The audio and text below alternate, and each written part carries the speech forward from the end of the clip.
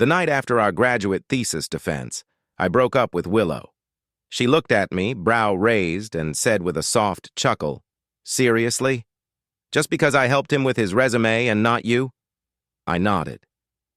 "Yeah," she shrugged, casual, as ever. "All right. Just don't regret it. We'd known each other since we were 5. Everyone said we were childhood sweethearts, fated, inevitable. And maybe for a while I believed that too. She always thought I'd never leave. But what she didn't know was I already had. The resume? Just an excuse. Mine had been polished and sent off weeks ago. I'd already accepted a job, in a city far from her. This time I wasn't threatening to leave. I was gone. It happened that afternoon, at the coffee shop below her office. Golden light stretched across her face as she stirred her coffee, looking completely at ease. She tilted her head and smiled slightly. "Mr. Wang, are you really that petty?" I nodded again. "Petty enough to break up?" She rested her chin on her hand, her eyes playfully narrowing. "How many times is this now? 8th? 9th? 10th? I didn't answer. She leaned back into the sofa, relaxed, like she was watching a rerun. "Don't be ridiculous, George. After more than 10 years, you can't live without me." I shook my head slowly. "No one's indispensable. We'll both live." There was a beat of silence. She let out a soft, almost amused, "Oh," then nodded. "All right. Just don't regret it." "I won't." I got up and walked out and ran right into Makoto. Hello. Had a folder tucked under his arm. "Willow." The final interview notice came through, from that foreign company. I'm still not confident. Could you go over the interview strategy with me again?" Willow didn't answer immediately, but her eyes followed me. Before, I would have lost it right there. I would have snapped, "What does your interview have to do with my girlfriend?" But I was tired. Tired of being the one always watching this happen. Tired of feeling like the third wheel in my own relationship. I turned to leave, but Makoto stepped in. "George, don't misunderstand. Willow and I are just friends." He bit his lip, trying to look sincere. "No one in my family gets this kind of stuff. That's why I ask her for help. This job, it means everything to someone like me. I grew up in a small town. I don't have connections. I don't have anyone. Don't be upset with her over something so small. She stayed up late helping me practice. Her voice was gone afterward." I laughed. Cold and tired. "Oh, just friends?" I said. "You're at her place every night till 11 practicing? You're calling her from the hospital when you're sick, asking her to stay overnight? Every time you buy a new tie, you send her a picture to ask if it matches? Every time we're on a date, you just happen to call for help? What are you, an orphan? Friendless?" My voice was sharp now. I didn't care. "You're the chauffeur's son, not her boyfriend. Have you completely forgotten what boundaries are?" Makoto froze. His eyes welled up. His shoulders began to tremble. "George." Willow stood up, pulled out a tissue, and handed it to him like a mother scolding a child. "You've always had a sharp tongue, but does it have to be so? Cruel, just because he's being honest?" A tear hit the table. Then another. In the quiet corner of that cafe, his muffled sobs filled the air. A grown man crying like that. And all I could think was, does he even have a dick? It was ridiculous. And suddenly, it all just felt meaningless. The cafe, the fight, the years, her. I turned and walked out. I couldn't breathe in that place anymore. When I got home, I collapsed into bed and didn't wake up until night had already settled in. Reaching for my phone, I blinked against the screen. The first thing I saw, a new post on Makoto's Moments. Feeling a bit down, but tried Texas Hold'em tonight for the first time. Lucky hand. Thanks for being patient with a newbie like me. For a broke kid who grew up with nothing but books. I finally realized the poker table isn't just for killing time, it's a battlefield. Under the caption was a photo of a poker table. A slender, pale hand pushed forward a neat stack of chips, and next to it, Makoto flashing a peace sign, like he'd just won the jackpot. But my eyes weren't on his smile. They were on the wrist of the person next to him. That watch, the limited edition one I gave Willow last year. The one she said she'd never take off. And right then, my screen lit up again. Willow, send me your resume. I'll take a look at it for you. 5 hours playing cards with someone else, and suddenly she remembered I existed. I stared at her profile photo. It was still the one I took of her at the base of those snow-capped mountains, the one where she was smiling like she could take on the whole world. After all these years, she never changed it. My thumb hovered over her name. Then I opened the settings and blocked her. About half an hour later, I went downstairs looking for food. My uncle spotted me. "What happened to your eyes?" he asked. "They're swollen." "Just slept too much," I muttered, eyes down. "Pressed on them." He slid a bowl of hot soup across the table. "You graduated. You deserve a good rest." Then he looked at me, a little puzzled. "I still say Willow's a thoughtful girl. Her family got her that job at Panda Group right here in town. And you? Just to stay close to her, you turned down offers and stayed up late every night learning extra skills. Even I felt bad seeing those dark circles under your eyes." I put down my chopsticks. "Uncle, I actually accepted an offer. One of the top securities firms. In North City." He blinked. "North City? That's far." His voice dropped. "What about you and Willow?" I shook my head. Calm. Certain. I know the difference between love and a stepping stone. If the background check clears, I leave next week. My uncle looked at me for a long time. Then he finally nodded. Just then, my phone buzzed again. David, my best friend, inviting me to our graduation blowout. "Go on, have fun," my uncle said, giving me a firm pat on the back. "You've been holding it together long enough. Time to loosen up." Half an hour later, I stepped into one of the city's most notorious clubs. Neon lights flickered across polished floors. David waved me toward the bar, told me to grab some drinks while he handled the booth. I was bent over the ice bucket, scooping into a tray, when I heard it, a voice I knew better than my own. "I mean, Miss Liu, we came out to party and you've been staring at your phone all night. What's going on?" "Got blocked?" Willow said casually. "By who?" someone asked, almost excited. "That bold?" "Who else?" she sighed. "My almighty other half." "George, huh?" the person laughed. "Honestly, with Young. Master Wang's temper. Who else could tolerate him but you?" Willow chuckled. "I spoiled him myself. What else can I do? Gotta deal with it." "And this time? What was the fight even about?" "Helped Makoto with his resume." "That's it?" The other voice sounded stunned. "Wang really has a short fuse. But between us, if we were choosing boyfriends, someone like Makoto, that'd be ideal, thoughtful, soft-spoken, always putting others first." I didn't wait to hear the rest. I grabbed the drinks and walked back, jaw tight. Inside the private room, I walked in just in time to see David yelling at someone in a waiter's uniform, Makoto.figures. "We ordered Johnny Walker Black Label." "And you brought Jack Daniels?" David barked. "Everyone knows George is allergic. You want him to go into shock?" Makoto's face turned red. I messed up. There are too many people tonight." "Then fix it," David snapped. "What? Do you mean you can't change it?" Makoto spotted me, like a man gasping for air. "George, I screwed up. But this is my second strike tonight. One more and I lose my tips. You can afford to let it go, right? Just this once, please." I sat down, cold and quiet. "Are you confused? I'm allergic to Jack Daniels." "You made the mistake. Why should I be the one paying for it? Did I place the order?" "It's just one glass," he stammered. 300 something. We're classmates, aren't we?" His voice cracked. I'm not like you. I have to work. To pay rent, cover bills. Every cent counts. I stared at him.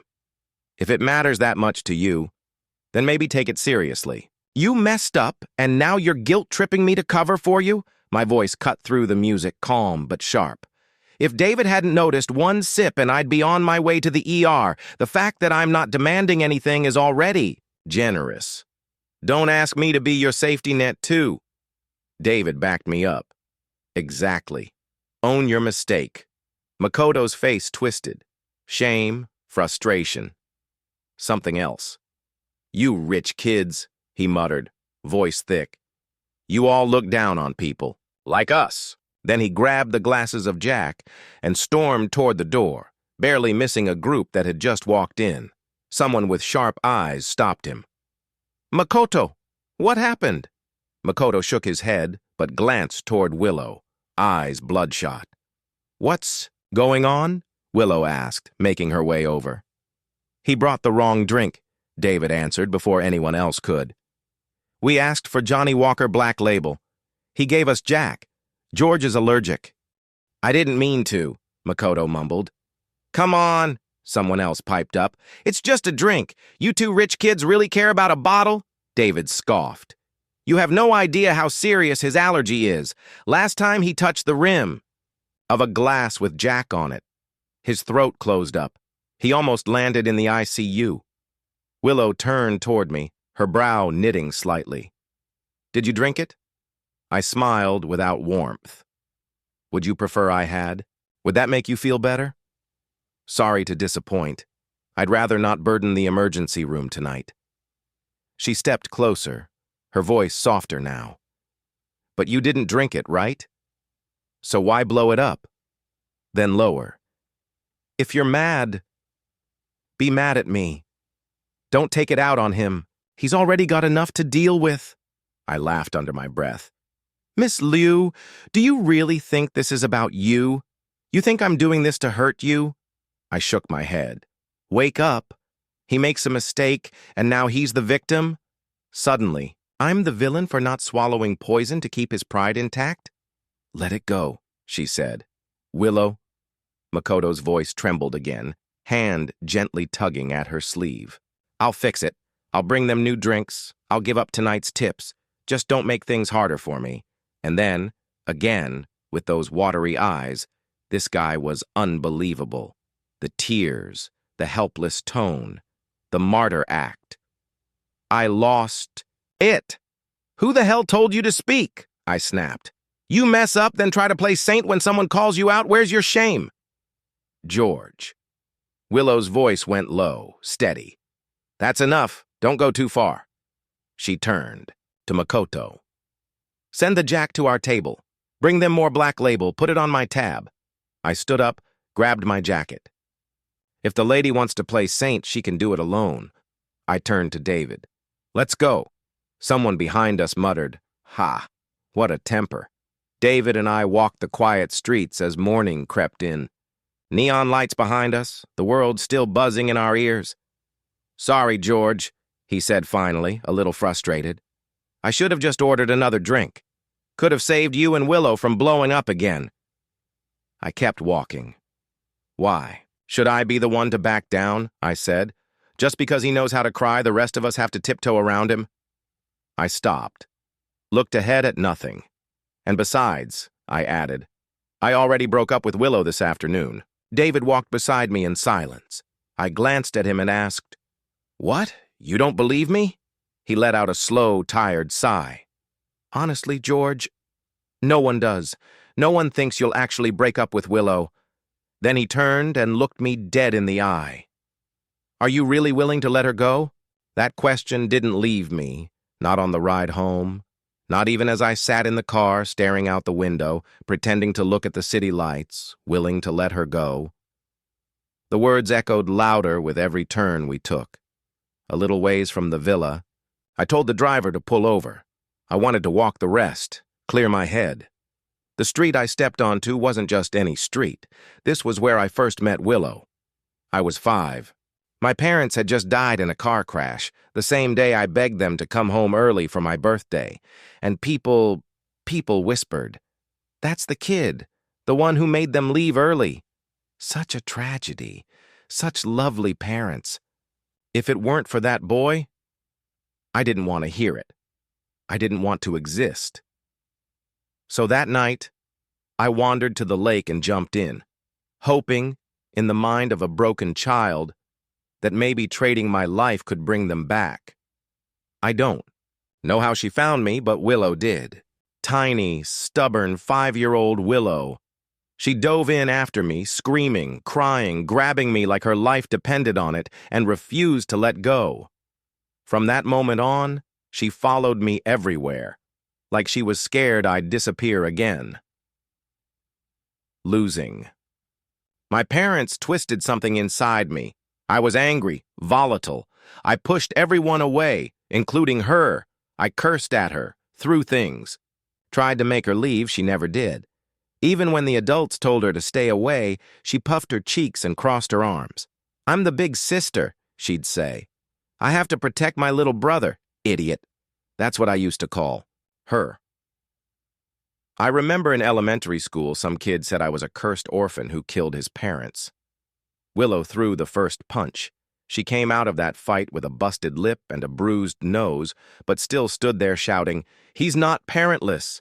Uncle and aunt are his parents now." When the crowd cleared, I looked at her coldly and said, "They're not your parents." She wiped her bloodied face and grinned. "They will be. Once you marry me, won't they be? And maybe, that's when I softened. That day I reached out and pulled her up. Our little hands locked together.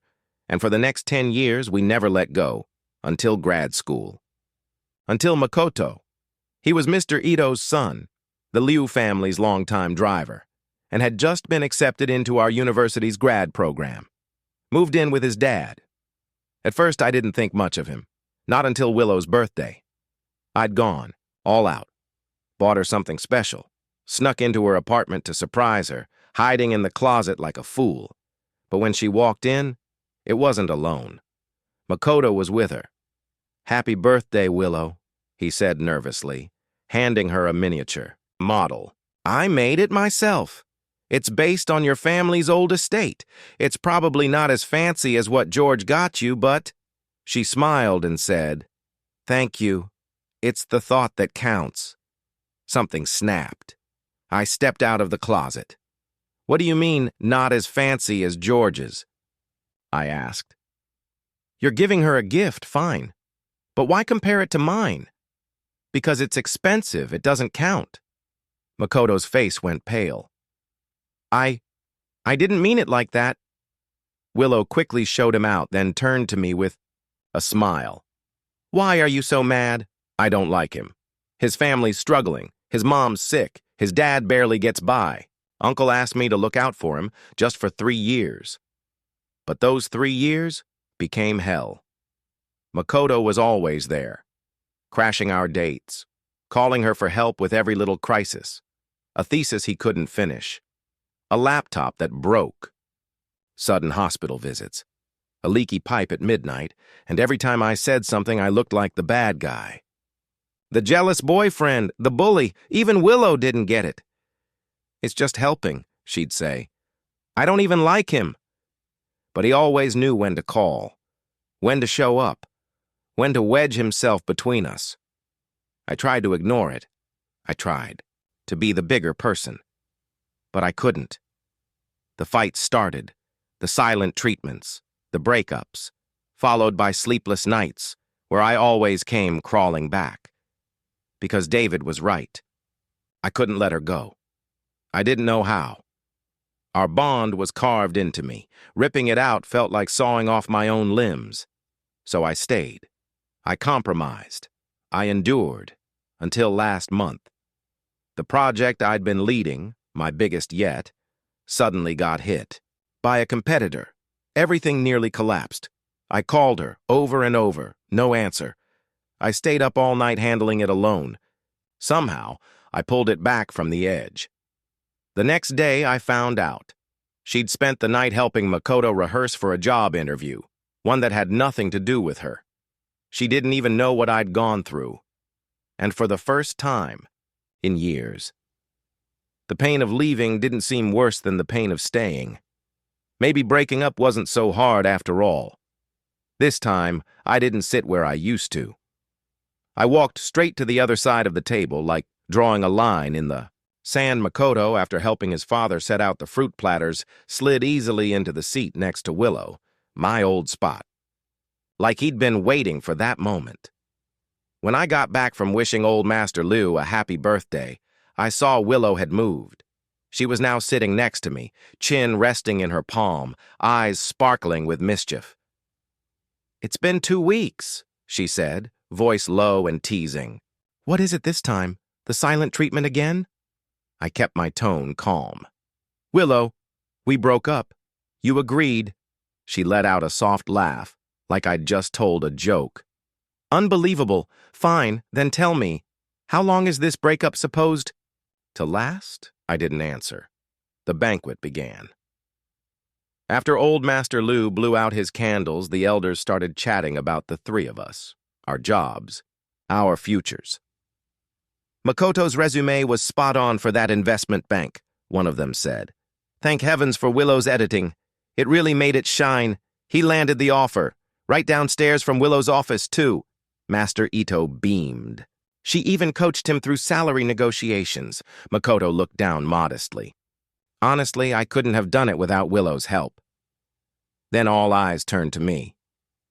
"What about you, George?" old Madam Liu asked. "You still haven't told Grandma where you're going." Before I could speak, Willow jumped in, proud, as always. "He got an offer from Panda Group in South City. I asked their HR director myself. Starting salary's amazing. He's going to do big things." As she said it, she nudged my shoe under the table, playfully, like we were still a team. I moved my foot away and looked down at my plate. Old Master Liu nodded. "The first job matters a lot. It's your launch pad." Makoto quickly added, "Exactly. I come from a modest background, so finance has always been my dream. Not just for the money, though I want to help my family, but because it fuels the economy. And the Liu family has shown me so much kindness. If I can return the favor through wealth planning someday, I will." He turned to me. "Don't you think a career should be about more than just income?" I smiled. "Sorry, I'm not that noble. I just want to start as an analyst, gain some experience, and eventually take over my family's company. But if anyone is looking for top-tier wealth planning, our firm just launched an ultra-high net worth family office program, global management, 24/7 concierge." Old Madam Liu leaned forward, eyes twinkling. "Now that's useful," my uncle chimed in, smiling. "George showed me the pitch. It was excellent. We're fully behind him." Suddenly, the tone shifted. The elders leaned in, asking questions. Makoto's face turned red, then pale. After the banquet, I headed to the garden under the vine-covered arbor. Willow caught up with me. "All right, you've made your point," she said. "Now add me back." I stared at her. "Made my point? Willow, we're broken up. You remember that, right? The best kind of ex is the kind that stays as quiet as the dead." "You're always so harsh," she said, reaching for my arm. "I'm going to HQ next month. Training for 6 months, maybe longer. If you don't add me back now, it'll be hard to even see me." "That's fine," I said. "We're over. There's nothing left to see." I turned to leave, but she was faster. She snatched my phone out of my pocket. "Give it back," I shouted. "Don't be childish," she said, already unlocking it. And just like that, she removed herself from my block list. "There. You're seriously going to keep ignoring me until your first day at Panda Group?" I frowned. "Why would I need you?" She blinked. "I'm going to Panda South City." "I'm headed to Penguin Securities in North City. We're not even in the same region. Then who's going to help you settle in? One of those pretty female colleagues at Panda?" She scoffed. "Forget it. I'll be the one taking you. You still have a girlfriend."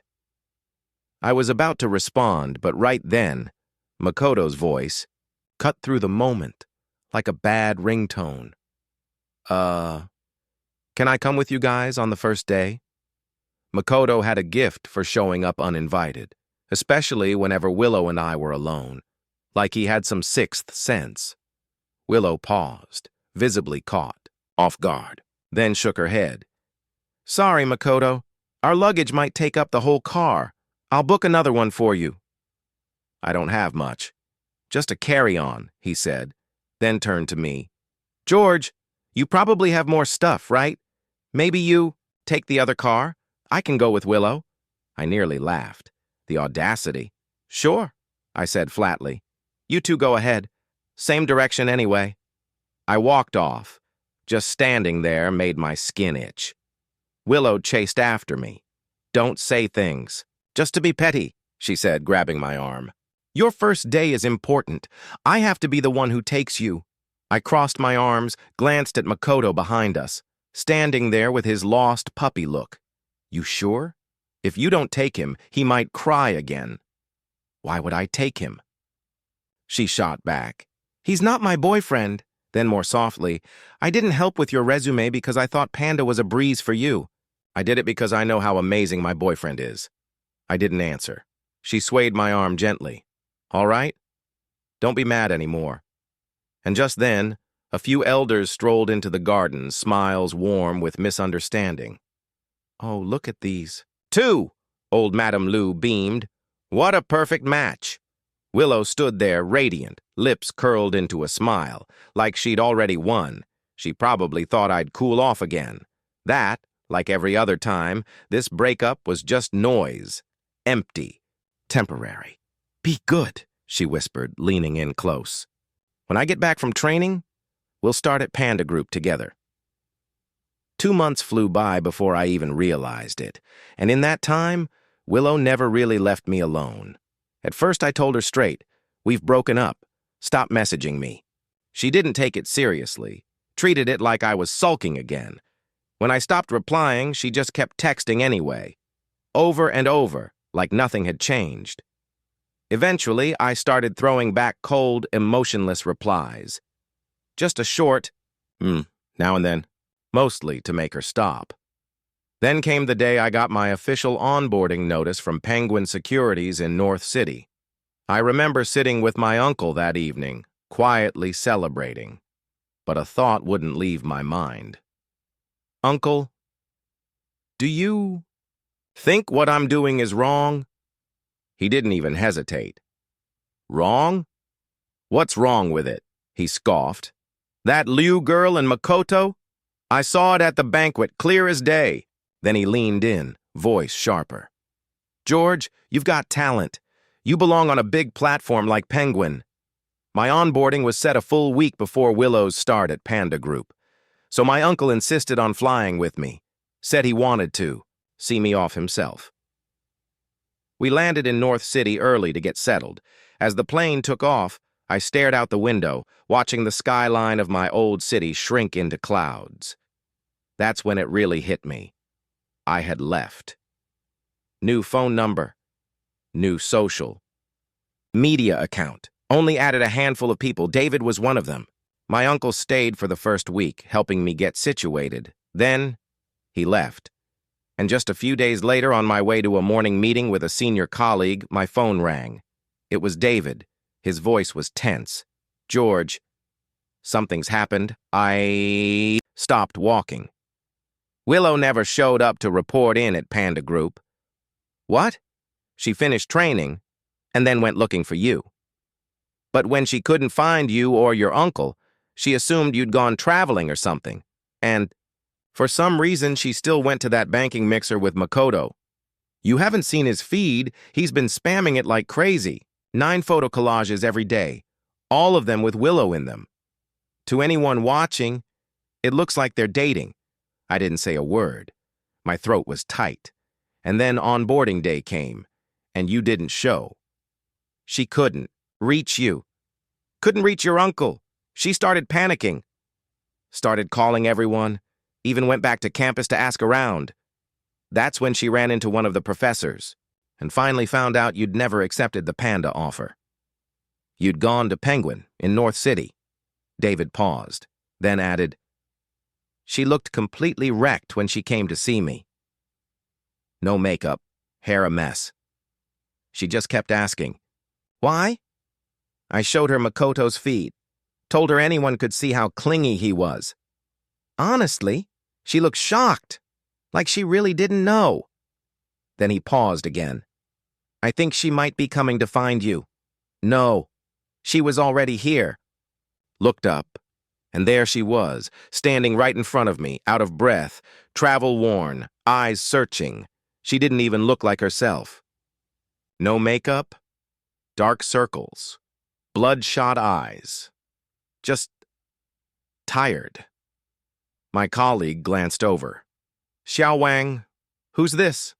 I didn't answer. "She looks like it's urgent." "Want me to take the meeting materials up?" I shook my head. "Let's go together."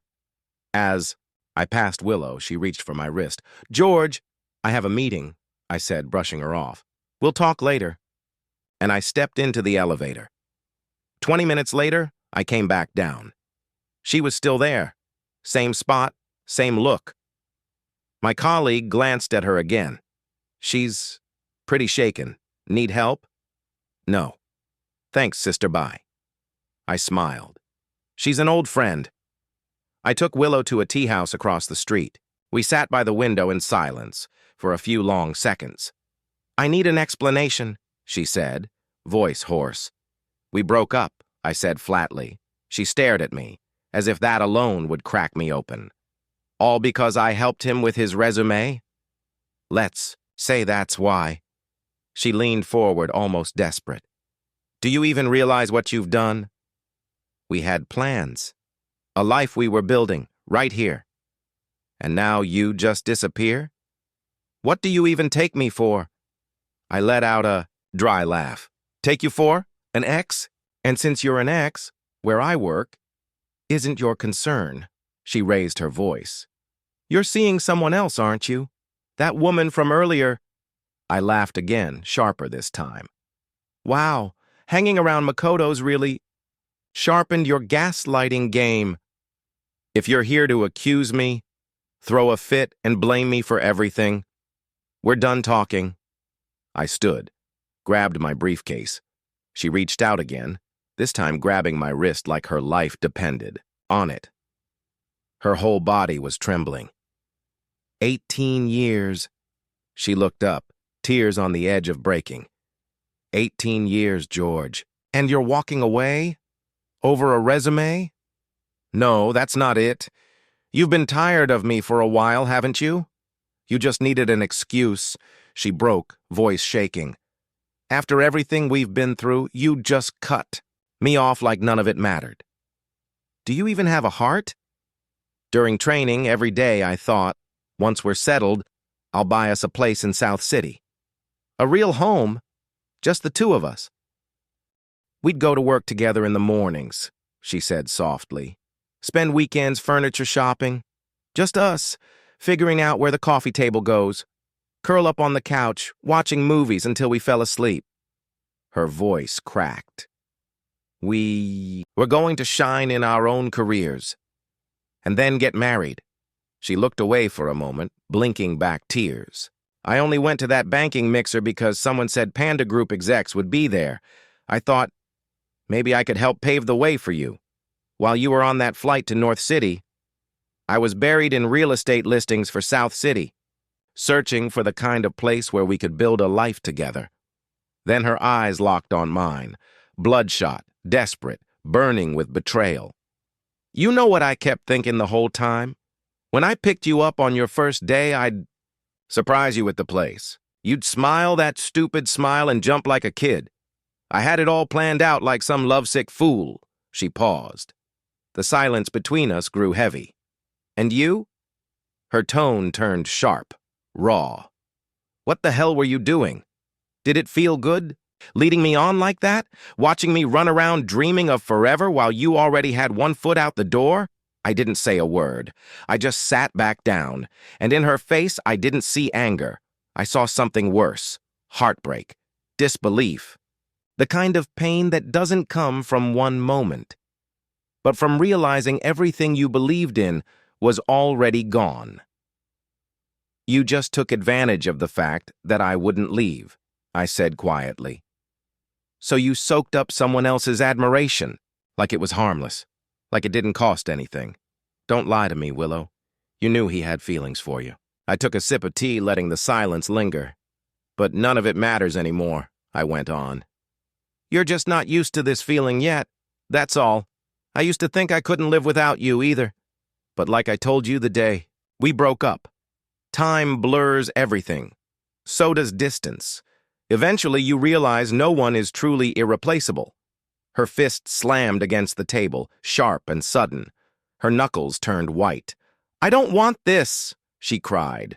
I'm not breaking up, I won't. One tear hit the polished wood, then another. Then they started falling fast, like her whole world was crumbling. It's been 18 years, George. You can't just throw that away. I'll cut him off. I'll change everything. Just don't end it, please, don't. Looking into her bloodshot eyes, something inside me twisted. That pain. I knew it. It was the kind that comes when you're forced to let go of something you still love. She said she'd planned a future. But so had I. What she never knew was that inside the cap of the custom fountain pen I gave her for her 25th birthday, I had a line engraved, a tiny, hidden promise. One I was saving for the right moment, a vow for a lifetime. But that moment would never come now.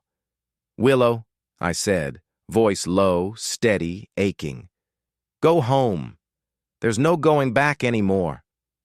The moment. Her eyes landed on me. Something in Willow flickered back to life. She pushed past Makoto like he wasn't even there. George, you're back? Her voice trembled. When did you get here? Just got off the plane, I said calmly. If this isn't a good time, I can come back. Don't be silly. Her eyes welled up instantly. I knew you wouldn't abandon me. I paused, unsure how to say it without breaking her. Willow, this is childish. But she just grabbed my hand and pulled me inside, like it was still her right, as if nothing between us had ever cracked. I've already reached out to a few headhunters here in South City, she said quickly. There are some promising offers. Look, I shortlisted them for you. But before I could respond, Makoto suddenly blocked the doorway. Move! Willow snapped, her voice now sharp as glass. Why are you being like this? What do you even see in him? Makoto's eyes were red, his voice barely holding steady. He's cold, selfish, always has been. His parents died because of him, Willow. Are you really going to ruin yourself over someone like that? Shut your mouth, Willow growled, shaking with rage. Say one more word about George, just one, and I'll tear you apart. This is about me too, Makoto shot back, chest heaving. Seeing you like this, it hurts more than anything. Then his gaze turned to me, full of resentment and pain. George, did you ever even care about her? Ever? She gave you everything. When was the last time you gave anything back? His voice cracked. Her stomach's weak. Did you ever make her porridge? She was so exhausted from her night shifts, she nearly fainted. But she still bought you late-night snacks. Did that ever make you feel guilty? Ever? Willow clutched my hand tighter, panicked. Don't listen to him. He's just bitter. But I gently pulled my hand free. And then I looked straight at him. You think you're the one who really loves her? I asked, eyes narrowing. You think she's just some helpless girl trapped in a toxic love story, and you're the hero who's here to save her? I took a step closer. What a joke. You pity her. She pities you. Honestly, you're perfect for each other. Makoto opened his mouth, but I didn't let him speak. You're standing there, holding one bowl of porridge and acting like you've written a whole romance novel. Do you even know where that recipe came from? He froze. That's right. It doesn't exist anywhere. You can't buy it. Because I made it.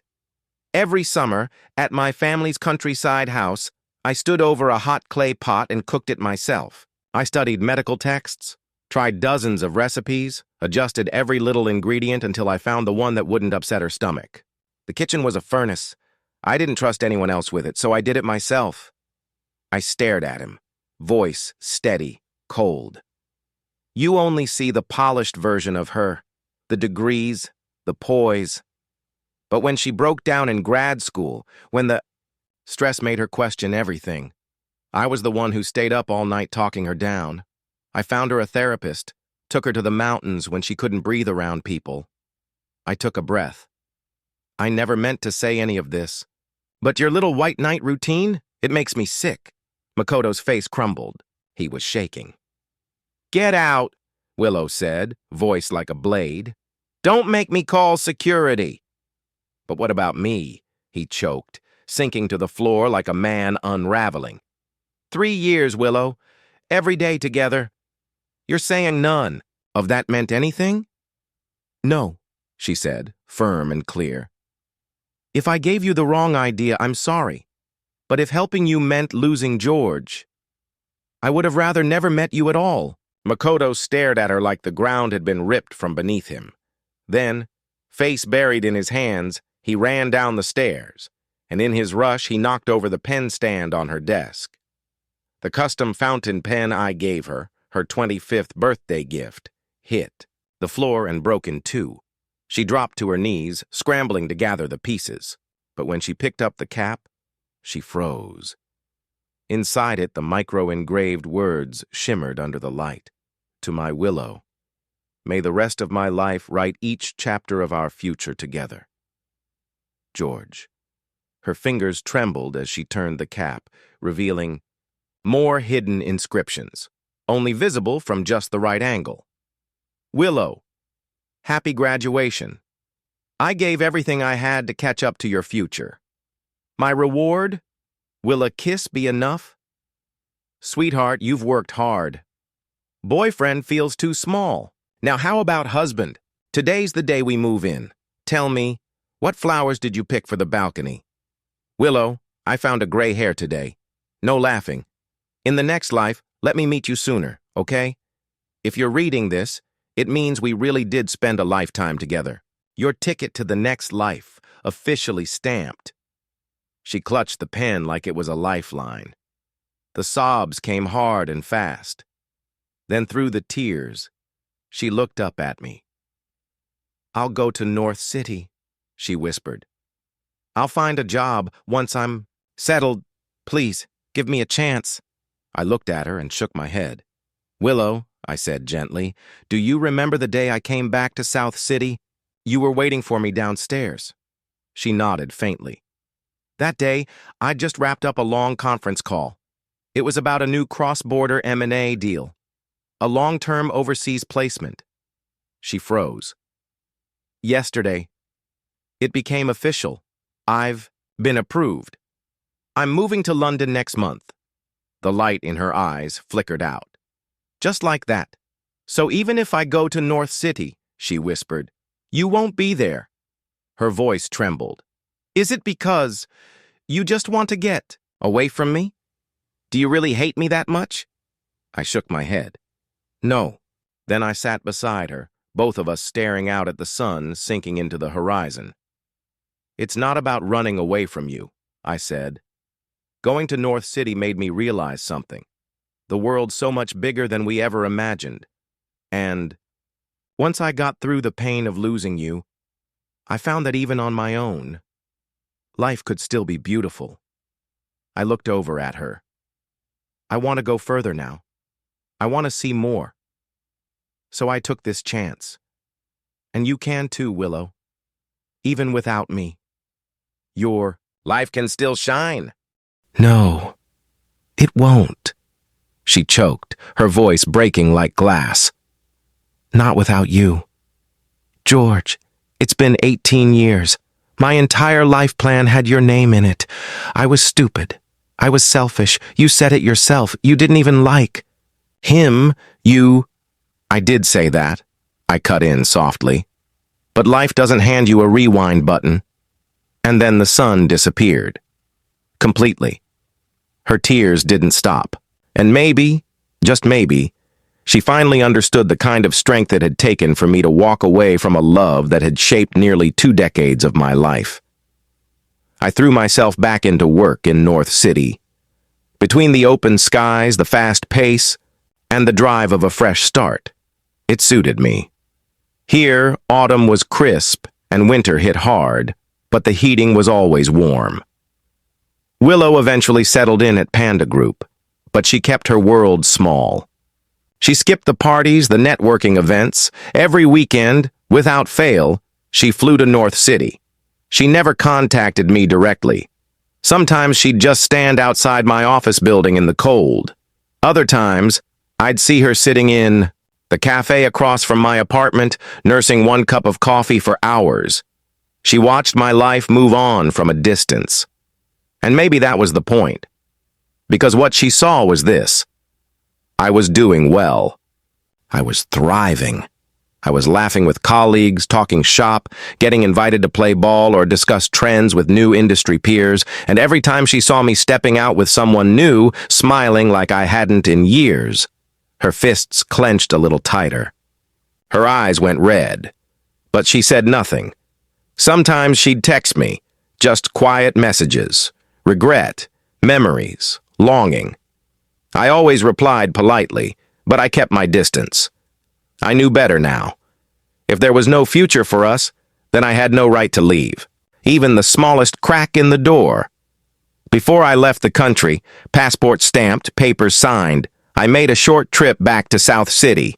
David pulled me aside. "You heard about Makoto?" "No," I said flatly. "He got fired. Word is Willow found out he was spreading rumors." She cut him off, cold. Even posted a public statement on their elite circles forum, said she only ever loved one man, her childhood sweetheart, George. "That's you, by the way." I stayed silent. "Yeah," he continued. "Blew up their whole network. Makoto became a punchline overnight. Couldn't take the shame. Started messing up at work, screwed up a client's numbers, and boom, gone." I shrugged. He was never built for it. His job came from a résumé Willow wrote for him. Interviews she prepped. You can fake it for a while, but the real world catches up eventually. David leaned in. "Your uncle said Makoto and his dad even tried demanding compensation from the Liu family." I let out a low breath. "Let me guess. They called the cops?" "On the spot." Then David paused. "She showed up to the New Year class reunion, you know. No makeup. Thinner than I've ever seen her. She's not the same. You really took care of her, huh?" "The last time I saw her was at the airport. She looked like a ghost in that trench coat we once picked out together. So thin I almost didn't recognize her." "My stomach," she said, forcing a shaky smile. "Same old problem. Been in the hospital a while." "Oh," I said quietly. "I wrote out the porridge recipe, sent it to Aunt Liu, step by step. But she's busy too. You might want to look into private care. I can recommend a service." She shook her head. "This is what I deserve. I did this to myself." Still, I pressed the brochure into her hand.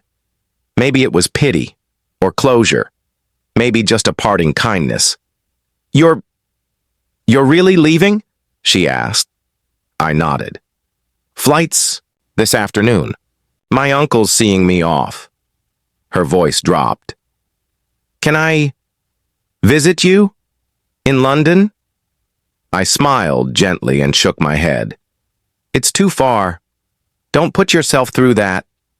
A year of holding on had to end somewhere.